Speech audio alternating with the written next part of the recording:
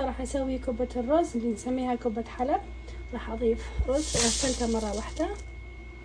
انا دا اسوي كمية كبيرة، هنا ضفت 8 كوب رز، انتو شقد راح تسوون حسب الرغبة. راح اضيف له لون، ما راح اضيف له كركم، املح،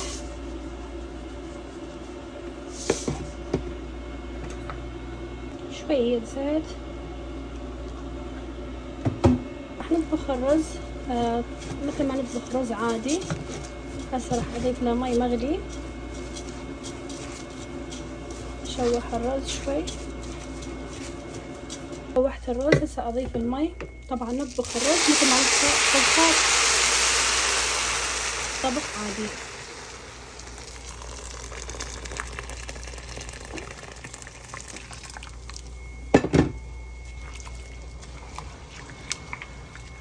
هنا عندي صدور الدجاج، راح اجهزهم حتى ننزلهم بالفود بروسيسر.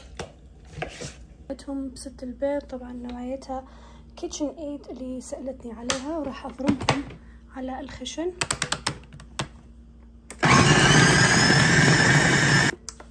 فرمت صدور الدجاج، سويتها على الخشن. اكمل كل الكمية وارجع لكم. بعد ما فرمت الدجاج راح اخليه على النار حتى ينطبخ. هسه راح نشتغل على البصل.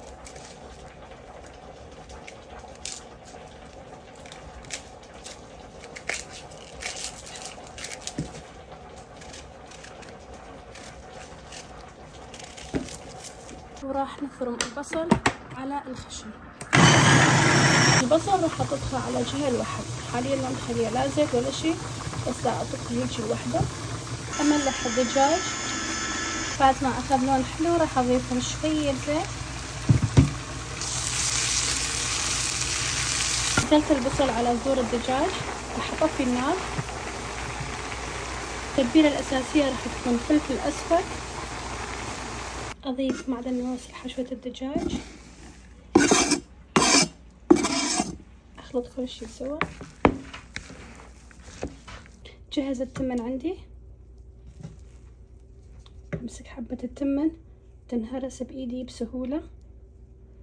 ما راح اخلي التمن يعجن حتى لا تصير العجينة لينة بايدي وما اقدر اتحكم بيها. راح اطفي النار واتركه شوي يبرد حتى ارجع اقدر اشتغل عليه. هسه الماكينة، وهسه انزل الرز.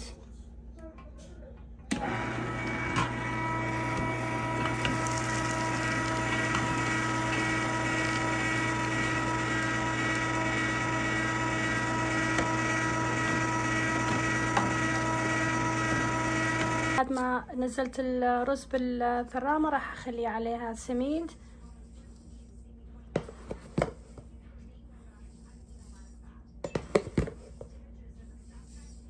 ابدي اعجن بايدي، ارش عليها شوية مي ونعجن بايدنا.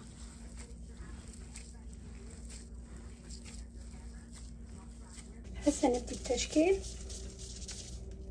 بزيت نمسح ايدنا.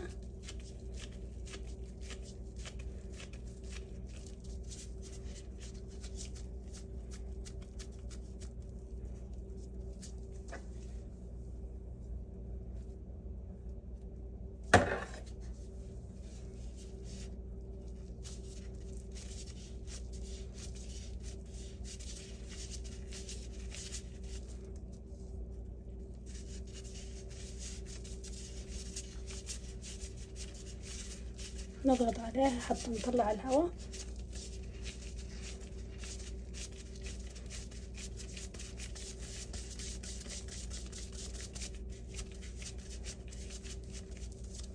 اذا اكو زوائد هيجي منها عجينة، اكو ناس تحبها تكون طبقة الرز اذخن، اكو ناس تحب اللحم يكون اكثر.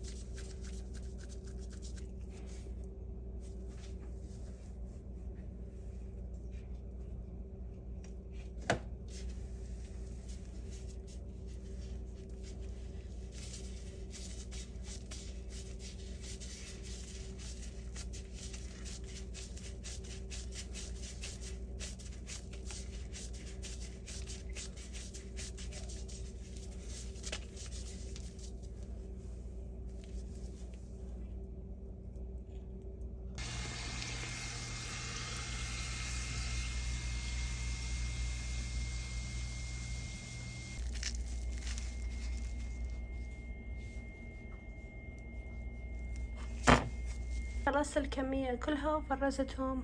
بعد التفريز خليتهم كاس نايلون حتى تكون جاهزة للطبخ كل وجبة. هاي كوبة حلب، كوبة الرز محشية بحشوة الدجاج، وهاي كوبة الجريش محشية بحشوة الدجاج.